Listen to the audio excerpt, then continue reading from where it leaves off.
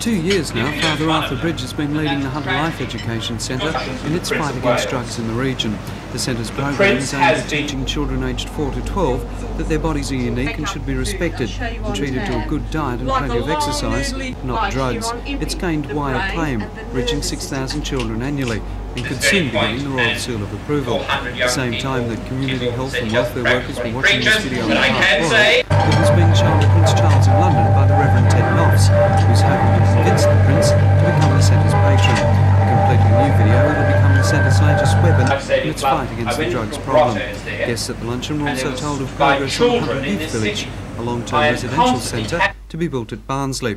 Tenders are now being called for the complex, which will become home to 24 young people who, for some reason, can't continue living at home, but who wish to continue with their education. Sister Carmel Hanson told the gathering that research has shown a direct link between homelessness and the abandonment of an education, and she hopes the village will allow young motivated senior school pupils and TAFE students the chance to better their employment opportunities.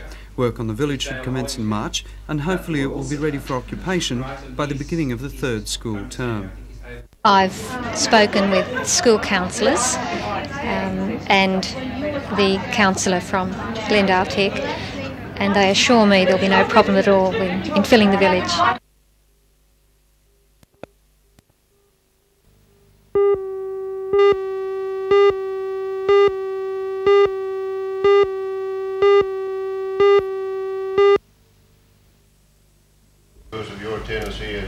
Committee members and representatives from those clubs affiliated with the Newcastle Rugby League gathered for the annual general meeting at the club last night. The main concern rested on the Newcastle Rugby League's decision to reverse all sanctions and bans placed on the breakaway Lower Hunter Second Division group.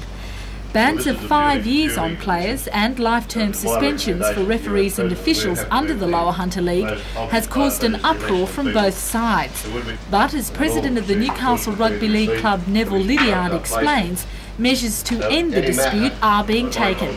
We are prepared to lift all sanctions as stipulated and stand them aside, and we are prepared to go into that conference on an understanding that the status quo should prevail for 1986 as it did in 1985 in the staging of the competitions of the Second Division, or Lower Hunt as it is now called, and we are prepared to discuss any other matters that they feel should be discussed to bring harmony back into the organisation of the Newcastle Rugby League, and to bring that organisation, be it called the Lower Hunter or be it called Second Division, when they return to the folds of the Newcastle Rugby League.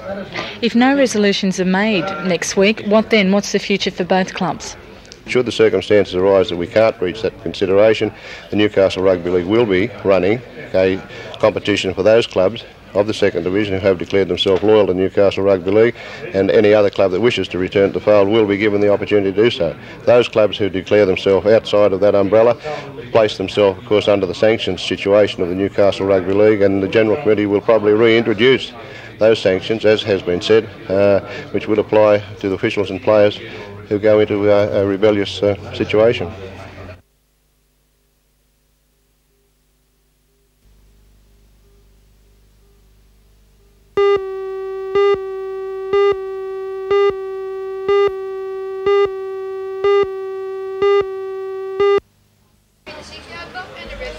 After 2 weeks of washed-out games, last night's match finally opened the soccer season in Newcastle under the Ampol Cup.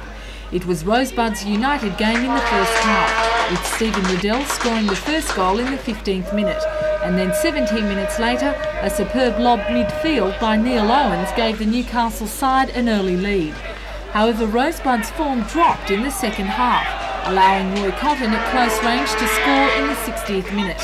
Soon after, it was Robbie O'Shea who evened the score for St George, making it 2-2.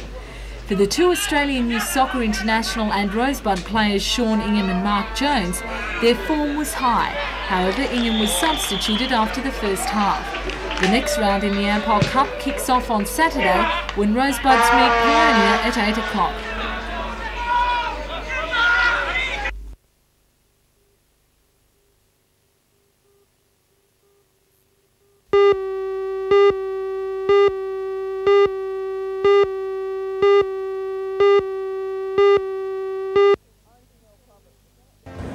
I'm Janelle Provost. The controversial 15-storey redevelopment of the Florida Hotel in Terrigal is causing contention again.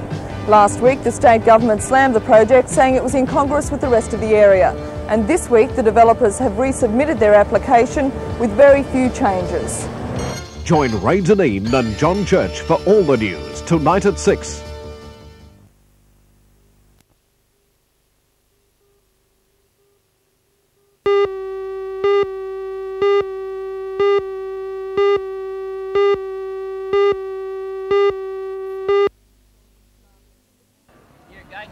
Last year, the future of trotting, dog and horse racing in Wyong was in doubt.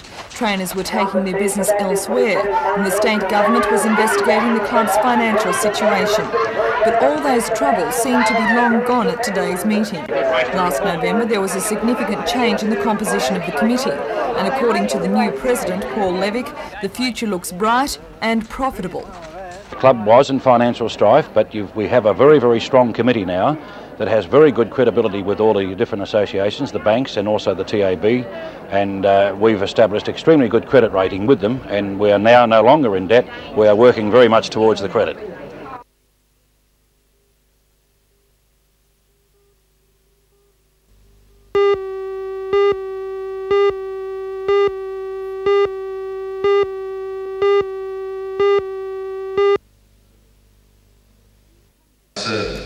Nearly 200 local ancillary workers met at the Police Citizens Boys Club at Broadmeadow last night to discuss the long-running dispute regarding conditions of their employment.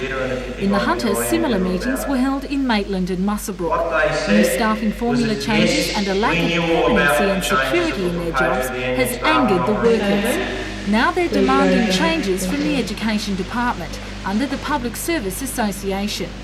Last night the workers voted to strike next Tuesday, and depending on the outcome of the 50 other meetings held across New South Wales, the walkout may be statewide.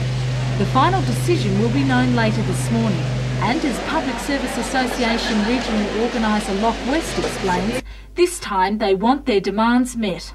The demands are that they be treated the same as other permanent public servants. That is, that if their job is to be reduced, they be given the option at other available jobs in the area. What action is the union taking? Well, the union has been negotiating with the government and the Public Service Board for 18 months, and the Public Service Board and the government and the Minister, Rodney Cavalier, has stated that they are not going to budge, and the only way the union can see that any action will be taken is if industrial action is taken by the membership. How would you describe your treatment by the Department of Education? We've been treated that any argument that has been brought forward has just been put down, and the membership itself has been treated as slaves by the Department of Education.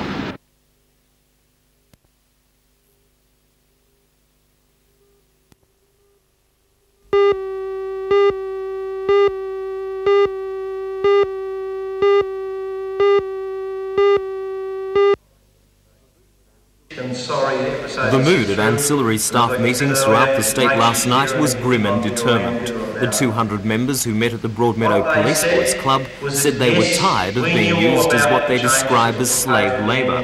For many years, clerical assistants and teachers' aides have been essential to the smooth running of primary and secondary schools, organising photostats and stencils and other teaching resources.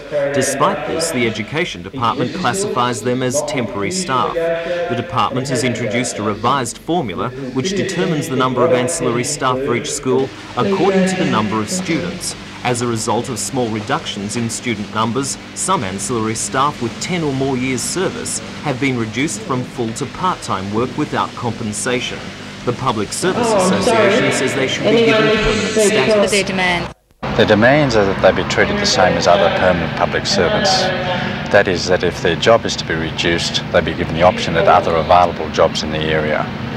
The call for strike action at last night's meeting received almost unanimous support. During next Tuesday's 24-hour strike, ancillary staff will hold what is expected to be a noisy rally in Civic Park.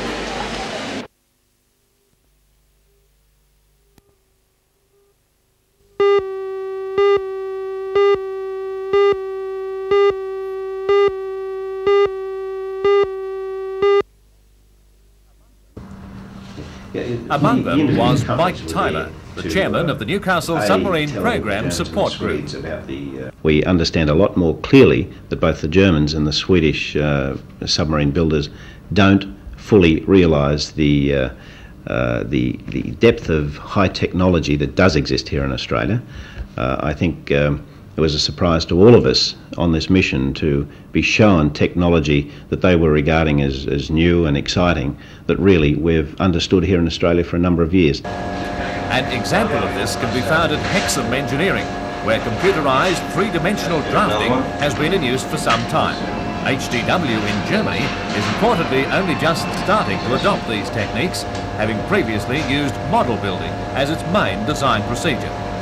They just don't appreciate the fact that here in Australia, we don't have a straw sticking out of our mouth, and we do understand the games that the big boys play. Another Newcastle member of the latest delegation was the Secretary of Trades Hall, Peter Barrick. If you take that they've got one union on a site and shipyards here can have up to 17 unions on a site, then that really frightens them. They're really nervous about that situation. But do the Germans and the Swedes have any misgivings about industrial relations in Australia as they stand at the moment? Yeah, I don't think they've really understood. I think we've had a job done on us by other states about the Hunter Valley. But we were able to convince them, I believe, that industrial relations in the Hunter Valley over the last decade has had a significant turnaround, and really it's a unique situation in Australia that really leads the field in terms of industrial relations.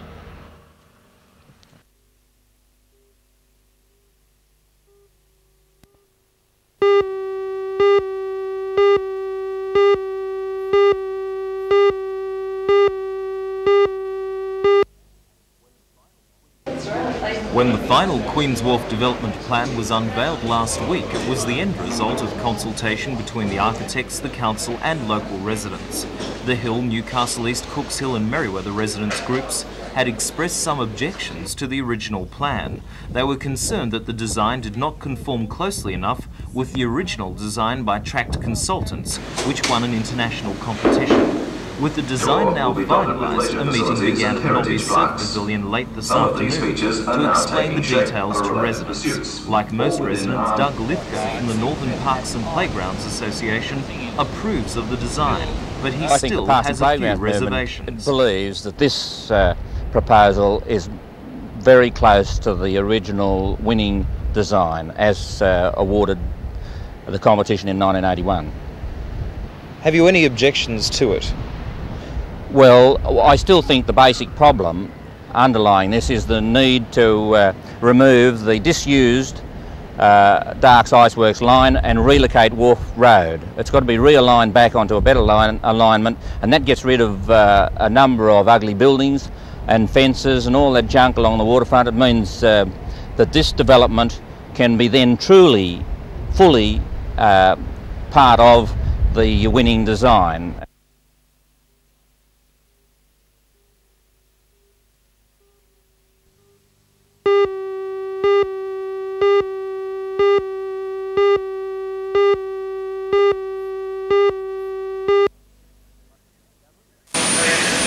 Gathering of Qantas executives, politicians, civic leaders and businessmen saw Mrs Morris christen the city of Lake Macquarie.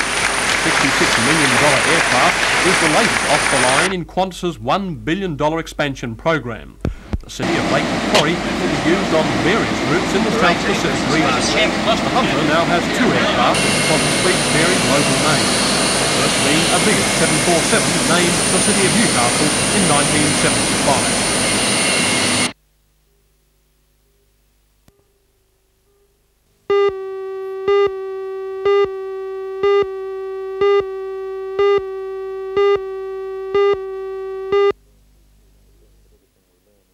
It seems that everything we learn is through media sources.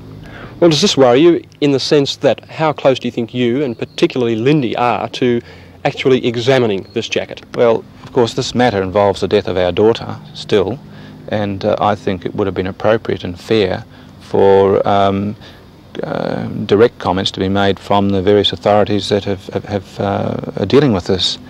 But now I'm grateful to say that the Northern Territory Police, by way of Telex, seem to see fit that it should be a joint investigation.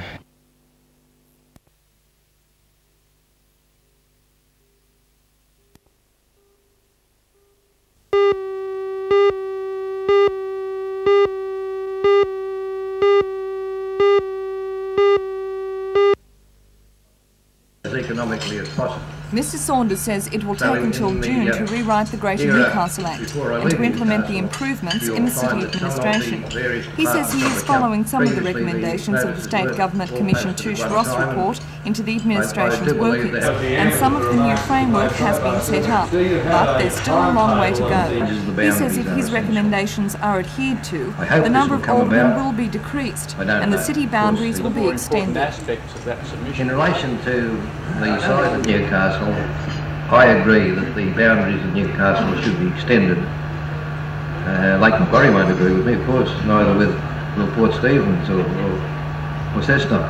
Maybe not so much Cessnock, but I do think that to make Newcastle a really viable regional city, the boundaries do need to be readjusted. There are some unfortunate boundaries at the minute, and they're not logical, and I think the situation was that the Minister wasn't prepared to change the boundaries while there wasn't an elected council.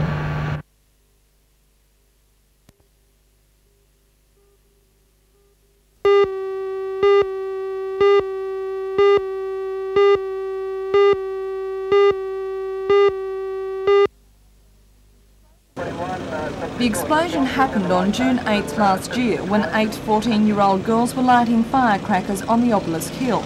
The firecrackers ignited gas which caused an explosion. The 8 girls were plunged into the water. 3 of the girls today filed a case with the district court. 4 others are filing at a future date, and 1 girl and her parents are adopting a wait-and-see attitude. Solicitor for the girls filing today, John McFadden, says he's confident that they will win the case against New Gas because he says evidence from 2 government-sponsored reports conclude that Town Gas was to blame for the explosion.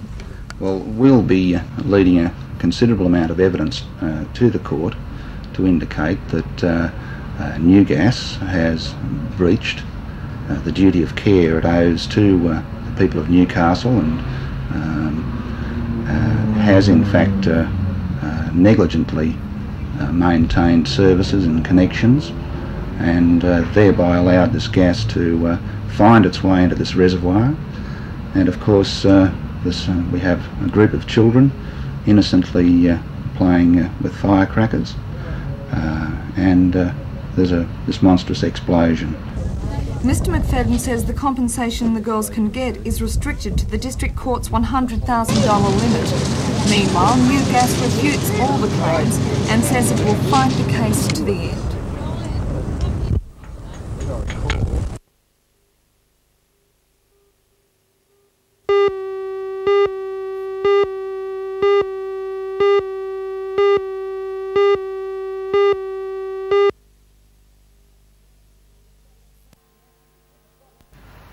When the boss is cutting losses and the loss he cuts is you, when you're rocking on your rubbers and you don't know what to do, when the right-wing organiser sort of sighs a sorry grin, do you throw it all to blazes, cut your throat and chuck it in? The Rage is an uncompromising statement about unemployment and what it's like to be young and facing a bleak future. With words singing in rhythm, the cast tell the story of a pub crawl overshadowed by the news of retrenchment. Under director Ian Watson, the show was given its first successful season during last year's Natara. Among those in the audience then was Donald Horn from the Australia Council, who called the show faultless and backed his praise with a grant of $21,000. The money means the cast will tour northern New South Wales for the next 8 weeks, staging the show in a large tent. Before they leave, there will be several performances in the tent on the lawns of Fort Scratchley this weekend. Next week, the Rage goes to the Toronto Bowling Club and the Cessnock Supporters Club, an unusual move aimed at attracting the rock and roll crowd.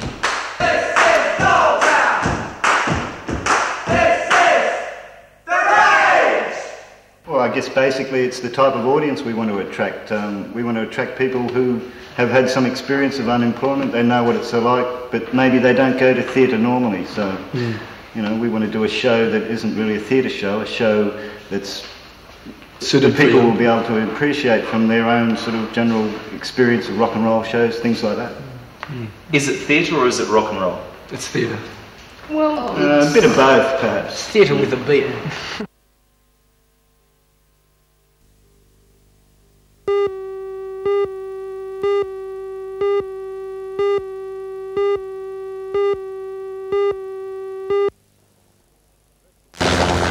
rescue chopper was called to the rugged North Head at Port Stephens after 28-year-old Peter Ding of Tea Gardens fell while climbing a cliff after going fishing with a friend. In the fall, Ding fractured both legs and suffered cuts in the brazions as he rolled down the rock face. A rising tide meant the only access to the injured man was by helicopter, which first dropped off one paramedic and then a second collected from Nelson Bay. Conscious throughout his ordeal, the injured man was treated by the paramedic, who used a special anti-shock mask suit to protect his injured legs. Then, in a very difficult piece of flying, the rescue chopper pilot Frank Shapiro plucked the patient and the ambulance officers off the rock shelf before a quick trip to Newcastle Hospital.